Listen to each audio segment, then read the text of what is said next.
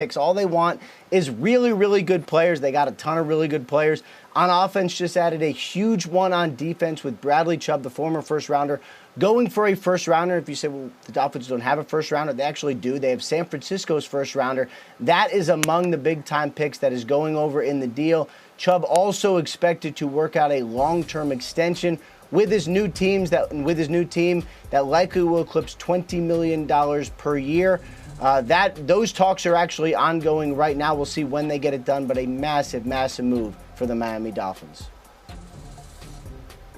And this was certainly something that people within the league anticipated, Ian, here, was that when you talk to people around the league, as I did this morning, Bradley Chubb was the name that kept coming up that everyone believed was going to be traded. Just because of how Denver had approached these things, it became apparent that they had a first-round pick on the table. It was really a matter of hammering out the rest of the compensation. So they also pick up running back Chase Edmonds in the deal. That's not unsubstantial considering the losses that they've had at the position this year with Javonte Williams going down. Of course, you've had to bring in Latavius Murray and Marlon Mack. Melvin Gordon has dealt with a variety of different injuries. So you get another guy who was productive in his days in Arizona here. But really this was about, for Denver, making sure they could replenish the stockpile of picks. They gave up a lot to get Russell Wilson. Now they get a first-round pick back. Depending what direction things go for the 49ers, who the pick originally belonged to, this could end up being a lower pick in the first round. But it's more capital for the Broncos here as they move forward. And moving on from a guy who, if he had stayed in Denver, was going to get a massive deal that is expected to be upwards of $20 million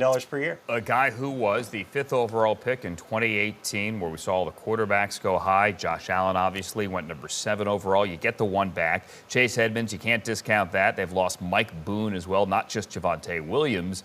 It's an interesting one, James, from where you sit now. I know in Philly, but usually in Denver here. Getting back that one, I have to think, is huge for George Paton.